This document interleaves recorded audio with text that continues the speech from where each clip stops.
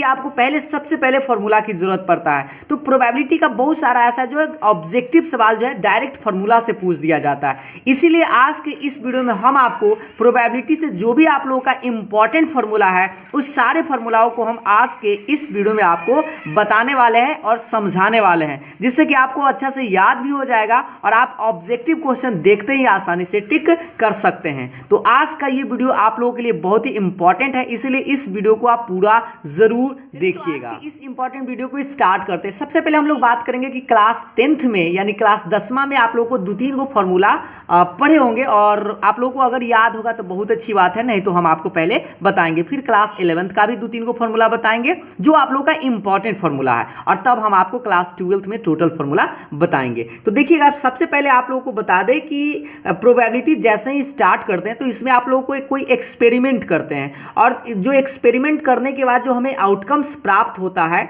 उसको हम लोग एस के नाम से जानते हैं, जिसको आप सैंपल स्पेस बोलते हैं। तो सैंपल स्पेस आप लोगों का मेन टॉपिक है। सबसे पहले उसको शॉर्ट में एस से लिखते हैं, जिसको हिंदी में बोलते हैं प्रतिदर्श समष्टि। यानी कोई भी एक्सपेरिमेंट आप जैसे सिक्का उछालते हैं, पासा उछालते हैं, तो जो भी उसमें आउटकम्स आ सकता है ना, उस सारे आउटकम्स को अगर आप सेट के रूप में लिख देते हैं तो उसको सैंपल स्पेस यानी एस बोलते हैं। और यहाँ पर ई क्या बोलते हैं? ई को इवेंट बोलते हैं, यानी कि कोई घटना है। तब अगर आपसे पूछा जाए कि प्रोबेबिलिटी ऑफ इवेंट ई यानी ई की घटना ई की प्रायिकता अगर आपसे पूछा जाता है तो आप याद रखें, क्लास 10th में भी पढ़े होंगे, P बराबर NE बटा NS। और ये सवाल, ये जो फॉर्मूला आपको देख पा रहे होंगे P बराबर NE बटा NS, ये ऑब्जेक्टिव है तो 10वां का, लेकिन क्लास 12th में भी ये डायरेक्ट फॉर्मूला कई बार पूछ दिया था कि P किसके बराबर होता है। तो NE बटा NS अगर आपको याद है तो आप आसानी से टिक कर सकते हैं। क्वेश्चन बैंक भी आप लोग एक बार जरूर देख लीजिएगा ताकि आपको आइडिया अच्छा से लग जाए। इसमें कुछ नोट्स होते हैं जो क्लास 10th में ही आप लोगों को यह पता होना चाहिए कि प्रायिकता का जो वैल्यू होता है, मैक्सिमम वैल्यू 1 होता है और मिनिमम वैल्यू 0 होता है। यानी कि प्रायिकता का कभी भी मान आएगा तो 0 से लेकर 1 तक ही आएगा, ना 1 से ज़्यादा होगा और ना 0 से कम होगा। मतलब माइनस में नहीं हो सकता है और ना ही 1 से ज़्यादा हो सकता है। बस ये बात आप जरूर याद रखेंगे।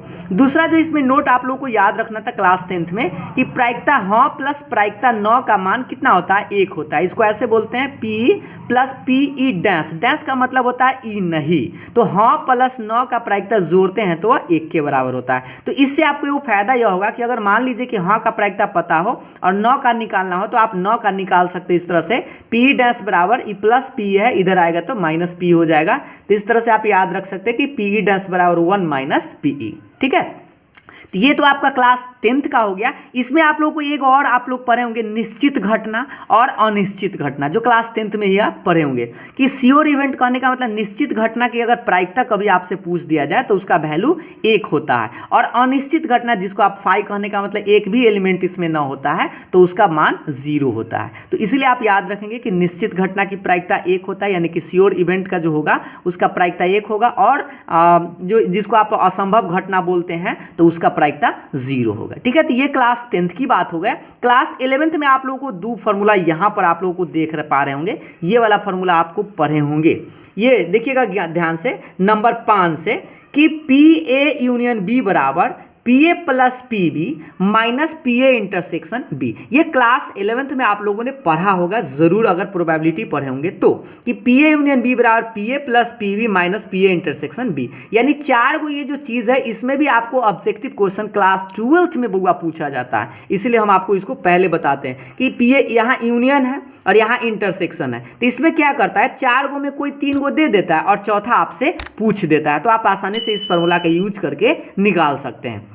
इसी से एक नया फॉर्मूला हम निकाल सकते हैं कि इंटरसेक्शन यहाँ है, इस माइनस को अगर हम यहाँ ले आए तो प्लस हो जाएगा, और ये प्लस है, इसको हम चाहे तो यहाँ ला सकते हैं। तो इससे नया फॉर्मूला बना सकते थे, PA इंटरसेक्शन B बराबर PA प्लस PB और माइनस में PA यूनियन B। याद रखिएगा, अगर यहाँ यूनियन है तो इधर राइट साइड आपका आएगा इंटरसेक्शन, अगर इधर इंटरसेक्शन है तो राइट साइड आएगा यूनियन। ठीक है, तो ये वाला फॉर्मूला से एक सवाल जरूर पूछा जाता है। ठीक है, अगला जो आप लोगों का टॉपिक है नंबर 6 फॉर्मूला, कि एक म्यूचुअली एक्सक्लूसिव इवेंट करके भी आपसे क्वेश्चन पूछा जाता है ऑब्जेक्टिव कि परस्पर अपवर्जी अगर घटना है, मान लीजिए दो घटना ए और बी है और कहा जा रहा है कि ये परस्पर अपवर्जी है, तो एक पहला ऑप्शन तो आपसे यह रहेगा कि ए इंटरसेक्शन बी फाई के बराबर होगा। फाई कहने का मतलब क्या कि ए और बी में कुछ भी नहीं मिलता है, तो नहीं मिलता है तो सोचिए फाई मतलब एक भी एलिमेंट नहीं है, तो एक भी एलिमेंट नहीं है तो उसका प्रायिकता तो जीरो होगा। यहाँ पर बताया ना जिसका असंभव घटना का प्रायिकता जीरो होता है, तो इसीलिए आप याद रखेंगे पी ए इंटरसेक्शन बी किसके बराबर होगा, जीरो के बराबर होगा।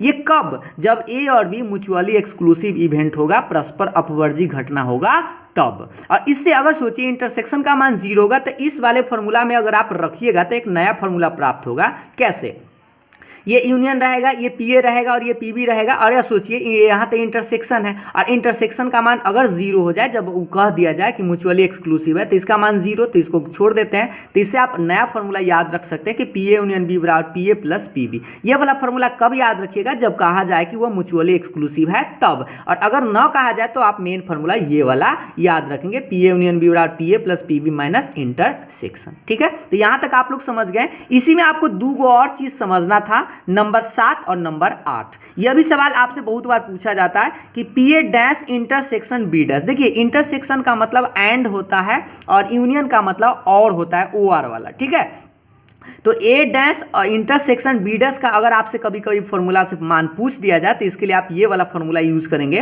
1 minus P A union B. इसको याद कैसे करेंगे, तो अगर इधर इंटरसेक्शन है तो इधर लिखिएगा यूनियन, फिर देखिए अगर इधर यूनियन है तो इधर लिखिएगा इंटरसेक्शन। तो इस तरह से आप आसानी से याद भी रख सकते हैं कि A dash intersection B dash बराबर 1 minus P A union B, और P A dash union B dash अगर पूछा जाए तो 1 minus P A intersection B. ठीक है, तो ये अभी हमने आपको जो भी फॉर्मूला बताया वो क्लास 11th का था और क्लास 10th का था। अब थोड़ा सा हम आगे बढ़ते हैं, अब आप लोगों का क्लास 12th का स्टार्ट करते हैं।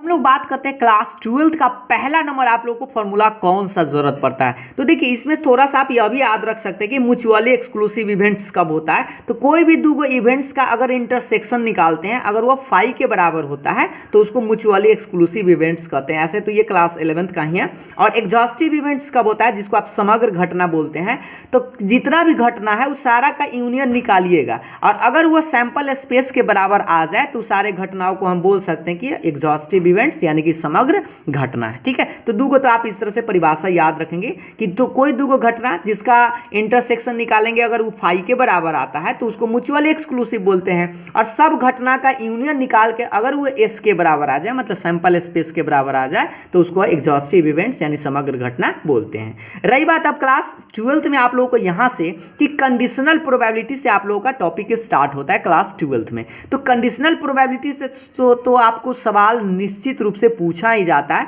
जिसको हिंदी में बोलते हैं सप्रतिबंध प्रायिकता। तो सबसे पहला बात यह है कि इसको लिखते कैसे, तो पी ई बाई एफ लिखते हैं। तो यहाँ पर ई और एफ दो घटना है, जिसमें आप याद रखेंगे कि एफ जो घटना है पहले से घटित हो चुका है और ई को अब नया पर घटाना है, तो इसको हम इस तरह से लिखते हैं ई बाई एफ। और अगर यही ए बाई बी लिखा है, अगर ए बाई बी लिखा होता तो बी घट चुका है और ए को घटाना है। तो इसका एक फॉर्मूला होता है पीई इंटरसेक्शन एफ बटा पी एफ। इसको याद कैसे रखिएगा, तो जो बटा में होता है ना उसको बटा में ही लिखते हैं और ऊपर में दोनों का इंटरसेक्शन। उसी तरह से अगर मान लीजिए एफ बाई ई लिखना होता तो इसको हम क्या करते, पहले बटा में ई है तो बटा में आप ई लिखेंगे और ऊपर में दोनों का इंटरसेक्शन। तो याद रखिएगा एफ और ई का इंटरसेक्शन लिखिए, चाहे ई और एफ का इंटरसेक्शन लिखिए, दोनों एक ही चीज होता है। ठीक है, तो इस तरह से आप याद रखेंगे कि पी ई बाई एफ बराबर ई इंटरसेक्शन एफ बटा पी एफ, और एफ बाई ई बराबर क्या लिखेंगे, दोनों का इंटरसेक्शन और बटा में पी। याद रखने का तरीका बस, जो बटा में वो बटा में आएगा, जो बटा में वो बटा में आएगा, ऊपर में दोनों का इंटरसेक्शन। ये रहा आप लोगों का कंडीशनल प्रोबेबिलिटी का फॉर्मूला। इसी कंडीशनल प्रोबेबिलिटी में आप यह भी याद रख सकते हैं कि एक नंबर की नोट में याद रखिएगा P E dash by F, E dash by F अगर पूछा जाए तो 1 में से हाँ घटा लेंगे। जैसे यहाँ पर अभी हम आपको क्लास 10th में बताए थे 9 का प्रायिकता कैसे निकलते हैं, 1 में से हाँ घटा लेते हैं। तो वही आप याद रखेंगे ई डैश बाई एफ अगर आपसे पूछा जाए तो 1 माइनस PE/F। और ये वाला फॉर्मूला गौर से देखिएगा, ये नया फॉर्मूला इससे बना है, यहाँ पर आप ध्यान दीजिएगा कि PA यूनियन B बराबर ये PA plus PB minus intersection होता है। तो यहाँ पर अगर बट्टा में G लगा दे तो यहाँ पर भी बट्टा में G, यहाँ पर भी बट्टा में G और बट्टा में G, तो इससे आपका ये नया वाला फॉर्मूला निकल जाएगा। ये देख लीजिएगा गौर से देखिएगा, E यूनियन F है और बट्टा में G लगाते हैं, यहाँ पर भी E के बट्टा में G, फिर F के बट्टा में G और दोनों का इंटरसेक्शन के बट्टा में G। ठीक है, तो ये अगर आपसे ऐसा सवाल पूछ दिया जाए कि E union F by G निकालिए तो आप इस फॉर्मूला का यूज करेंगे। तो कंडीशनल प्रोबेबिलिटी में आपको बस इतना ही याद रखना है। अब हम लोग आगे बढ़ते हैं, हम लोग आते हैं नया फॉर्मूला आगे की ओर। अगला में आप लोगों को पढ़ना क्या है, गौर से देखिएगा कि इंडिपेंडेंट इवेंट्स, यानी कि ये आप लोगों का अब नेक्स्ट एक्सरसाइज में अब हम लोग बात करेंगे, जो आप लोगों को 5 को एक्सरसाइज क्लास 12th में आप लोगों को पढ़ना है। ठीक है, तो ये आप लोगों का उस दूसरा एक्सरसाइज में आएगा, इंडिपेंडेंट इवेंट्स यानी स्वतंत्र घटना। और इससे तो एकदम 1 नंबर का सवाल हर साल आता ही आता है डायरेक्ट फॉर्मूला से।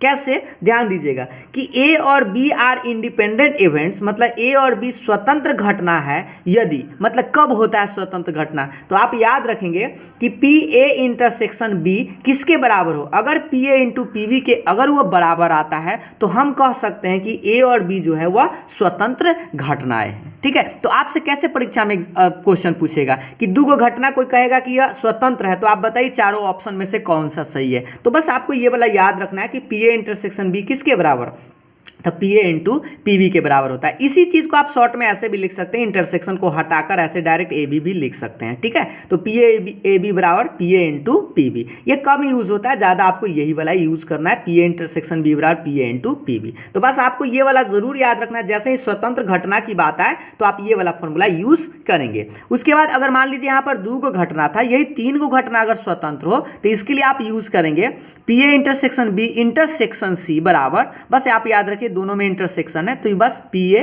इंटू PB इंटू PC, यानी तीनों का गुणनफल अगर PA intersection B intersection C के बराबर आए तो हम कहेंगे A और B और क्या C जो है इंडिपेंडेंट इवेंट्स है, यानी स्वतंत्र घटना। इसी को शॉर्ट में आप ऐसे भी लिख देते हैं, इंटरसेक्शन को हटाकर PABC बराबर PA into PB into PC। तो आपको बस याद क्या करना है सो बता दे कि आप याद रखिएगा कि इंडिपेंडेंट इवेंट्स यानी स्वतंत्र घटना की जैसे ही बात करें तो बस आपको ये वाला याद रखना है, 2 घटना रहेगा। तो अगर आपसे पूछा जाए कि स्वतंत्र है कब होगा, तो PA intersection B PA into PB के बराबर। अगर ये 3 घटना स्वतंत्र है तो आप याद रखेंगे PA intersection B intersection C बराबर PA into PB into PC। और इसी तरह से 4 होता तो आप बस इंटरसेक्शन D लगा देते, इंटू में PD लगा देते। ठीक है, तो ये बात तो आप लोगों को समझ में आ गया होगा। अगला जो टॉपिक है देखिएगा, अगला जो आप लोगों को फॉर्मूला पढ़ना है ये वाला गौर से देखते रहिएगा, मल्टीप्लिकेशन थ्योरम ऑन प्रोबेबिलिटी। अभी उसी एक्सरसाइज में आप लोगों को जरूरत पड़ेगा जिसको आप प्रायिकता का गुणन नियम बोलते हैं। तो प्रायिकता का गुणन नियम क्या होता है, तो इसको हम A इंटरसेक्शन B से डिनोट करते हैं। तो A इंटरसेक्शन B बराबर क्या होगा, PA इंटू PB/A, या इसी चीज को आप ऐसे भी लिख सकते हैं PA इंटरसेक्शन B बराबर, पहले देखिए इसका मतलब क्या होता है हम आपको थोड़ा सा समझा देते हैं, और जब हम आपको इसका पूरा थ्योरी के क्लास और क्वेश्चन जब बताएंगे ना तो आप लोगों को फॉर्मूला अच्छा से समझ में भी आ जाएगा और याद भी हो जाएगा। पहले एक बार जानकारी के तौर पर हम आपको पहले बता दे रहे हैं कि ये सब फॉर्मूला आपको यूज करना है। तो देखिए A इंटरसेक्शन B बराबर PA इंटू क्या होगा PB/A, अगर आपसे प्रायिकता का गुणन नियम पूछा जाए तो। और इसी को हम ऐसे भी लिख सकते हैं PA इंटरसेक्शन B बराबर पहले PB और तब बाद में अगर A निकाले तो A/B। इसको कंडीशनल प्रोबेबिलिटी भी बोलते हैं, इसको चाहे तो आप इस फॉर्मूला से निकाल सकते थे। गौर से देखिएगा यहाँ पे इसको अगर हम क्रॉस गुना करें तो गौर से देखिए इसे E इंटरसेक्शन F का मान निकल जाएगा ना, तो इसे क्रॉस गुना करेंगे तो P इंटरसेक्शन F बराबर क्या लिख सकते हैं PF इंटू E/F। इसी फॉर्मूला से वहाँ पर हमने लिखा है इसको। ठीक है, तो ये तो कम यूज़ होगा, बस आपको 2-4 क्वेश्चन हो सकता है बनाने में आपको ये वाला फॉर्मूला यूज़ करना पड़ जाए।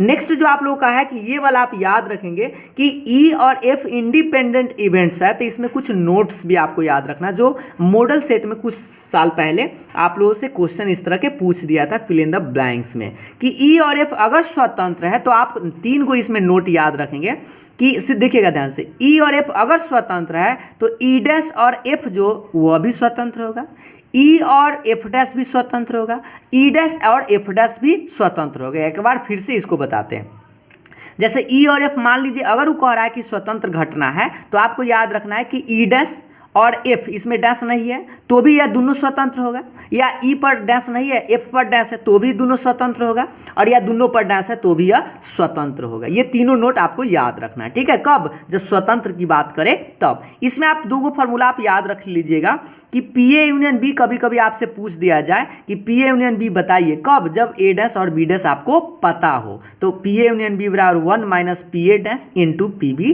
डैश। इसी तरह से एक और फॉर्मूला आपको बता दे, अगर मान लीजिए P A dash intersection B dash पूछे और कहा जाए कि ए और बी स्वतंत्र है, तो ये वाला फॉर्मूला आप यूज कर सकते हैं, P A dash into P B dash. ये तो आप यहाँ से भी आप निकाल सकते थे, ये वाला कि यहाँ पर डैश लगा दिए, यहाँ पर डैश लगाते, यहाँ पर भी डैश दोनों में लगा दिए, इसी से आप ये वाला लिखा गया है, ठीक है। तो ये भी आप याद रख सकते हैं, लेकिन इतना काम तो ये काम का नहीं है। बट अब हम आगे बढ़ते हैं, आप लोगों को गौर से देखते रहिएगा। ये जो आप लोगों का फॉर्मूला है नेक्स्ट, ये वाला आपको काम का है। क्या है काम का? कि थ्योरम ऑफ टोटल प्रोबेबिलिटी, संपूर्ण प्रायिकता का प्रमेय। ये आप लोग का नेक्स्ट एक्सरसाइज में आप लोगों को क्वेश्चन इस पर मिलेगा, ठीक है। और इसमें आपको एक बेस थ्योरम भी पढ़ना है जो आपको काफ़ी इंपॉर्टेंट है।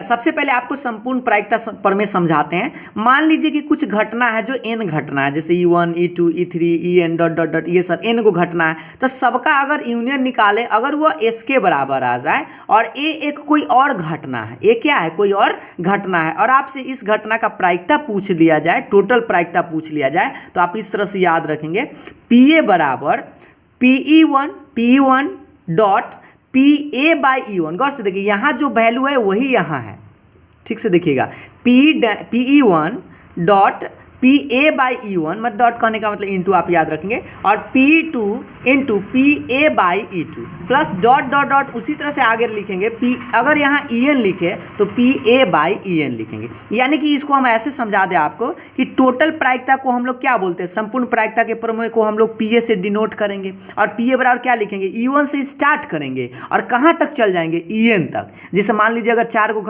घटना है तो 4 तक चल जाएंगे, और अगर 3 को घटना है तो इसको 3 तक जाएंगे। और लिखने का स्टाइल समझिए, पहला अगर E1 लिखे तो आप लिखेगा A बाई E1, अगर मान लीजिए फिर E2 लिखे तो फिर लिखेगा A बाई E2, फिर अगर मान लीजिए यहाँ लिखते E3 तो फिर A बाई E3 लिखते, 3 को रहता तो, और यहाँ पर हम कै वो तक लिखे हैं? N तक लिखे हैं। तो जितना घटना हो उसके अनुसार इसको फॉर्मूला लगाया जाता है, ठीक है। तो क्वेश्चन जब हम आपको बताएंगे तो ये सब फॉर्मूला भी आपको बना कर बताएंगे कि कैसे होता है। और नेक्स्ट फार्मूला अब हम लोग आगे बढ़ते हैं, ये है आप लोगों का बेस थ्योरम, ठीक है।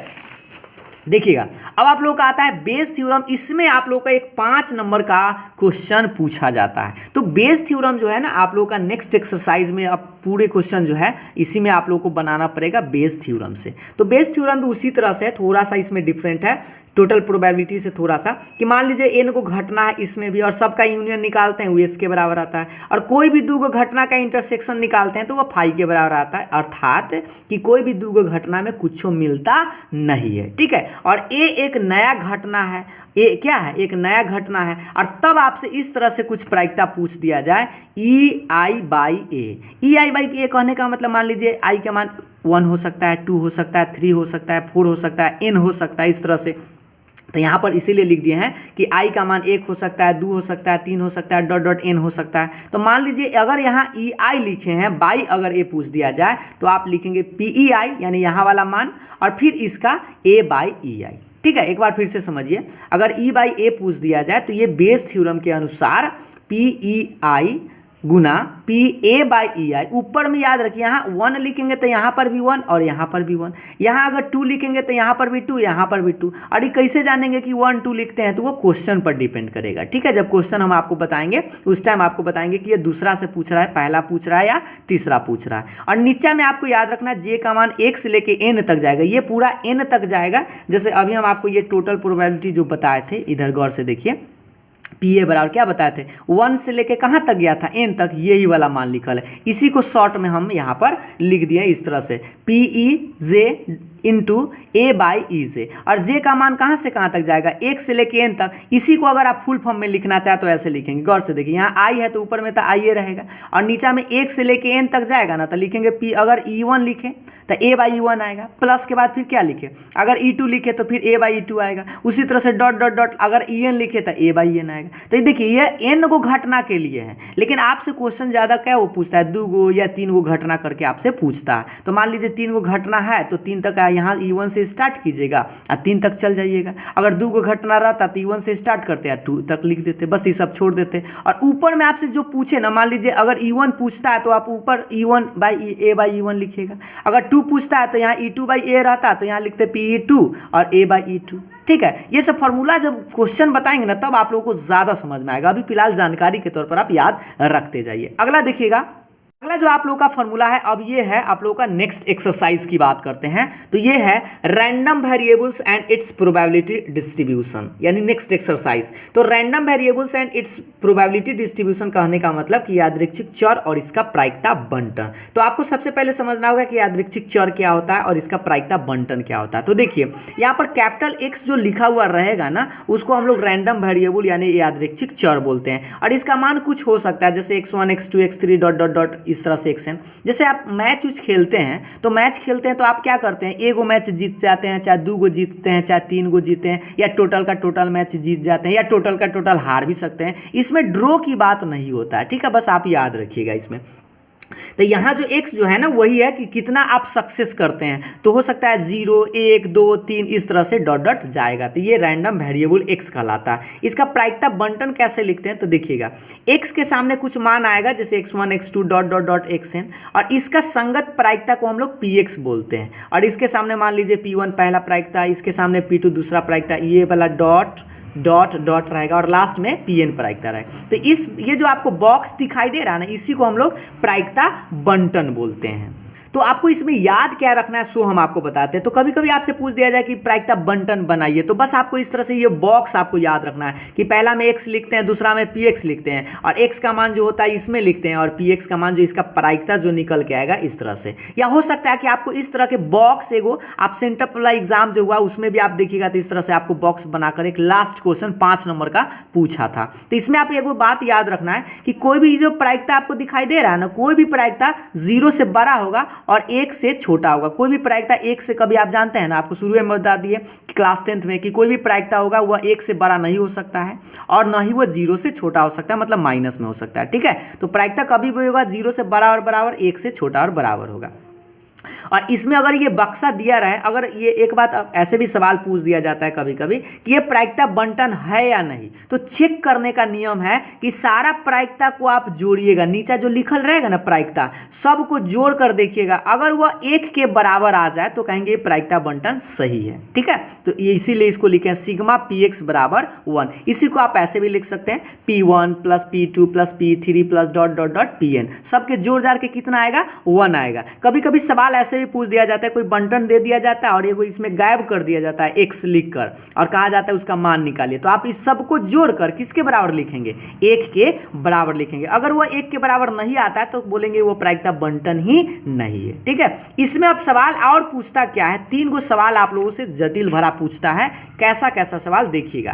पहला सवाल आपसे पूछता है मीन, यानी जिसको आप माध्य बोलते हैं, या एक्सपेक्टेशन यानी जिसको आप प्रत्याशा बोलते हैं, दूसरा वेरिएंस यानी प्रसरण, तीसरा स्टैंडर्ड डेविएशन यानी मानक विचलन। ठीक है, तो ये भी सवाल आप लोगों से इसी साल सेंटर एग्जाम में देखिएगा, माध्य और वेरिएंस हो सकता है, स्टैंडर्ड डेविएशन आपसे पूछा गया था। तो इसके लिए आप याद रखेंगे, इसको EX से डिनोट करते हैं एक्सपेक्टेशन को, और इसको म्यू से भी डिनोट करते हैं, और इसका फॉर्मूला होता है सिग्मा PI इंटू XI। इसको आप याद कैसे रखें, तो सीधा सीधे ऐसे याद रख सकते हैं, ये वाला जो फॉर्मूला अभी आपको बताया गया, इस सामना सामने गुना करके सबको और सबको जोड़ देंगे, वही जो आंसर आएगा ना वो मीन कहलाएगा। एक बार फिर से देखिए, x1 में p1 से तो लिखे p1 x1, x2 में p2 से तो x2 p2 या p2 x2, इसको गुना करेंगे dot dot dot dot xn pn xn, सबको जोड़कर जो आंसर आएगा ना वही आपका मी का वैल्यू होगा, म्यू का। और म्यू कहने का मतलब माध्य, या जिसको आप एक्सपेक्टेशन या प्रत्याशा बोलते हैं। ठीक है, तो ये बात अगर आपसे माध्य पूछा जाए तो ये वाला फॉर्मूला यूज करेंगे। ठीक है, इसी से अगर आपको वेरिएंस पूछा जाए यानी प्रसरण पूछा जाए तो आप ये वाला फॉर्मूला यूज करेंगे, छोटका सिग्मा स्क्वायर बराबर सिग्मा i बराबर 1 से लेके n तक, और xi का square into PI minus mu का स्क्वायर। म्यू कहने का मतलब माध्य, तो सबसे पहले आप माध्य तो इस तरह से आप निकाल ही सकते हैं। और इसमें xi कहने का मतलब क्या है, देखिएगा ध्यान से, ये जो वैल्यू है ना इस सबका स्क्वायर करके गुना करके इसमें जोड़ेंगे। ठीक है, PI में गुना करेंगे किसका, स्क्वायर करने के बाद, और इस सबको जोड़कर जो आंसर आएगा यहाँ लिखेंगे। और म्यू तो आप समझ गए कि माध्य पहले हम निकाल लेंगे, यहाँ रख के इसका स्क्वायर करके दोनों में से घटा लेंगे, और जो आंसर आएगा वही वही आपका वेरिएंस का होगा। ठीक है, और वेरिएंस के बाद स्टैंडर्ड डेविएशन अगर आपसे पूछ दिया जाए तो जो पहले आप वेरिएंस जो निकालिएगा ना उसी का अंडर रूट कर दीजिएगा, यानी उसका वर्गमूल आप निकाल दीजिएगा, तो वो आप लोगों का क्या होगा, वेरिएंस हो जाएगा, यानी सॉरी स्टैंडर्ड डेविएशन होगा, यानी छोटका सिग्मा। स्क्वायर हटा दिए तो इधर रूट नहीं चढ़ जाएगा, इस तरह से भी आप याद रख सकते हैं। तो मीन के लिए बस आपको ये फॉर्मूला याद रखना है, वेरिएंस के लिए वाला, स्टैंडर्ड डेविएशन के लिए पहले आपको वेरिएंस निकालना है और उसका वर्गमूल आप निकाल दीजिएगा तो वो स्टैंडर्ड डेविएशन हो जाएगा। ठीक है, तो यहाँ तक आप लोगों को फॉर्मूला समझ में आ गया होगा। एक और आप लोगों को लास्ट टॉपिक, आप लोगों का लास्ट जो एक्सरसाइज है उसमें हम लोग चलते हैं। लास्ट जो अब आप लोगों का फॉर्मूला है वो है बाइनोमियल डिस्ट्रीब्यूशन, जिसको आप द्विपद बंटन बोलते हैं। ठीक है, तो द्विपद बंटन में आप लोगों को फॉर्मूला याद रखना है, और इससे तो आपको ऑब्जेक्टिव हो सब्जेक्टिव हो जरूर क्वेश्चन पूछा जाता है। क्वेश्चन अगर हम आपको बताएंगे जब ना, उस टाइम आपको ये सब ज़्यादा फायदा करेगा। फिलहाल आप जानकारी के तौर पर अच्छा से एक बार रिविजन के लिए याद रख सकते हैं इसको। बाइनोमियल डिस्ट्रीब्यूशन का मतलब देखिए, कोई भी प्रायिकता अगर आपसे पूछे, इसमें दो गो बात पहले आपको हम बता दें, इसमें कुछ इसको पहले समझा देते हैं कि x क्या है, n क्या है, p क्या है और q क्या है। तो देखिए p क्या है, तो प्रोबेबिलिटी ऑफ सक्सेस। जैसे हम कोई भी मैच खेलते हैं तो उसमें या तो सक्सेस होते हैं या तो फेलियर होते हैं, यही ना। तो दो ही को एक्सपेरिमेंट आएगा इसमें, रिजल्ट जो आएगा दो ही आ सकता है, एक हो सकता है सक्सेस करेंगे या तो फेलियर करेंगे, यानी असफलता। तो सफल होंगे तो उसका प्रायिकता को हम p से डिनोट करते हैं, और अगर असफल होते हैं तो उसके प्रायिकता को q से डिनोट करते हैं। और ये दोनों में रिलेशन होता है कि प्रायिकता, हाँ मतलब सक्सेस की प्रायिकता और फेल्योर की प्रायिकता बराबर 1 होता है। जैसे ये सफलता है और ये असफलता है, दोनों को जोड़ेंगे तो वह 1 के बराबर आता है। इससे आप कभी कभी क्या होगा कि सफलता का मान आपको दे दिया जाएगा और आपसे पूछ दिया जाए कि असफलता की प्रायिकता कितना होगा, तो आप इस तरह से निकाल सकते हैं Q बराबर ये प्लस P इधर आके माइनस P। तो Q का मान आराम से 1 में से P घटा लीजिएगा, वो निकल जाएगा। ठीक है, और यहाँ पर x क्या है, तो x को तो बताए थे कि रैंडम वेरिएबल है,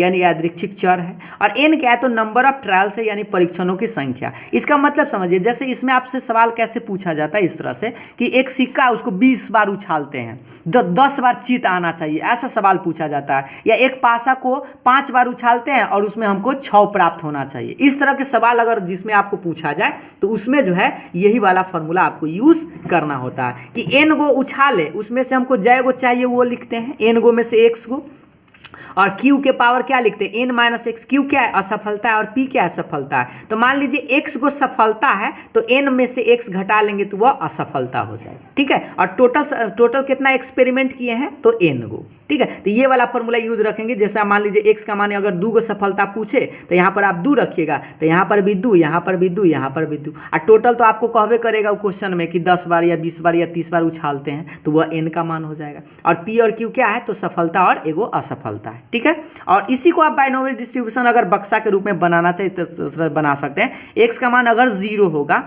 तो 0 होगा, यानी कि गौर से देखिए, अगर यहाँ x का मान 0 रखेंगे तो सोचिए यहाँ p के पावर 0, तो इसका मान तो 1 हो जाएगा, और यहाँ 0 तो n में से 0 तो n नहीं बचेगा ना, nc 0 यहाँ आएगा तो nc 0 का मान 1 होता है, तो सिर्फ बचेगा q के पावर n।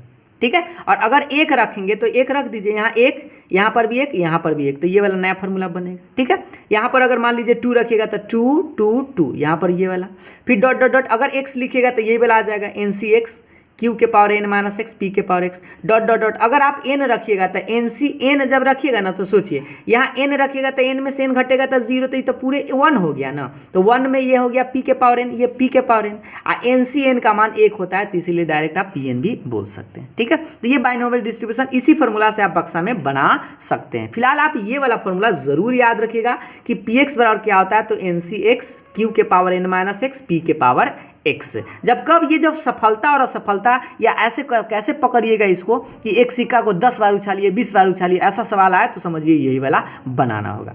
इसमें आपको कुछ नोट्स याद रखने हैं, जो बस आप लोगों का लास्ट यही है। इसमें कुछ नोट्स आप याद रखिएगा, ये वाला आप देख पा रहे होंगे। नोट्स पहला नंबर है कि अगर प्रायिकता 0 से स्टार्ट होता है और n तक अगर वो जाता है, सबको जोड़ जार करेंगे तो उसका मान 1 आता है। तभी हम, जैसे अभी आपको प्रायिकता डिस्ट्रीब्यूशन में भी बताए थे कि सबको जोड़कर कितना आता है, यहाँ पर भी आपको बताए थे थोड़ा देर पहले, इस सबको जोड़ते हैं तो कै के बराबर आता है, 1 के बराबर आता है। उसी तरह से आप 0 से स्टार्ट होता है जो प्रायिकता 0, जैसे P0 P1, जैसे देखिए इसका मतलब क्या होता है समझिएगा कि 0 कहने का मतलब एक को सफलता नहीं, 1 कहने का मतलब एगो सफलता, 2 कहने का मतलब 2 गो सफलता, n कहने का मतलब n सफलता। तो सब प्रायिकता को जोड़ेंगे ना तो वह 1 के बराबर आएगा। और इसी में अगर आपसे कभी कभी ऐसा सवाल पूछ दिया जाता है कि x ग्रेटर देन और इक्वल टू 1, इसका क्या मतलब कि 1 से लेकर और आगे तक, तो 1 होगा, 2 होगा, 3 होगा, डॉट डॉट डॉट n होगा। और इतना निकालने से अच्छा है कि इसका एक फॉर्मूला शॉर्टकट आप यूज़ करेंगे, ये वाला 1 माइनस P0। अब ऐसा क्यों लिखे सोचिए, 0 से अगर वो n तक जाता है तो सारा को जोड़ते हैं तो 1 के बराबर आता है, बट ये 1 से गया था तो इसमें गायब कौन था, सिर्फ 0 गायब था ना, तो 0 जोड़ दिए इसमें और 0 घटा लिए, तो 0 से अगर n तक जाएगा तो उसका मान तो 1 हो जाएगा, तो बस 0 ही ना एगो घटाना पड़ेगा। तो इसीलिए हाँ, अगर ऐसा सवाल अगर आपसे पूछ दिया जाए कि x बराबर 1 है तो उसके लिए लिखिएगा 1 माइनस P0। अगर आपसे पूछ दिया जाए x बराबर 2 रहे, मतलब 2 भी लेना और 2 से ज़्यादा, तो 2 से लेके n तक जाएंगे। तो अगर आपसे इतना का मान निकालने से अच्छा है कि इसको आप ऐसे शॉर्टकट कर सकते हैं। 1 में से इसमें गायब कौन कौन है, 0, एगो 1 वाला तो घटा लीजिए, 1 में से P0 और P2 घटा लीजिए। सॉरी, यहाँ पर गलती से मिस्टेक हो गया, P1 घटा लीजिए, ठीक है। तो 0 और 1 वाला जो नहीं रहेगा उसको घटा लीजिएगा 1 में से। तो इस तरह से आप ये फार्मूला याद रख सकते हैं। और शॉर्टकट के लिए आप यह भी फार्मूला यूज़ कर सकते हैं, बशर्ते कि इसका तो यूज़ आपको नहीं करना है, लेकिन आप याद रख सकते हैं कि मीन, जैसे ये तो शॉर्टकट के लिए जब कभी कभी ऑब्जेक्टिव सवाल डायरेक्ट पूछ दिया जाए उस टाइम कि मीन निकालने के लिए आप याद रखिए x इंटू px। तो ये तो अभी हम आपको जस्ट थोड़ा देर पहले भी बताए हैं, ये वाला फार्मूला आपको एक बार याद दिला दें। यहाँ माध्य का फार्मूला है, ये वाला माध्य के बताए थे ना, सिग्मा पी आई एक्स आई, या इसको सबको गुना करके जोड़कर म्यू लिखते हैं, वही है ये वाला फार्मूला। और इसका जो वैरिएंस निकालने का एक शॉर्टकट फार्मूला है सिग्मा स्क्वायर बराबर एन पी क्यू। एन क्या है, तो जितना आप एक्सपेरिमेंट करते हैं उसके संख्या है, पी क्या है तो सफलता है, क्यू क्या है तो असफलता है, ये सक्सेस है और ये फेल्यूर है, ठीक है। स्टैंडर्ड डेविएशन पूछे तो बस इसका वर्गमूल निकाल लीजिए, रूट अंडर एन पी।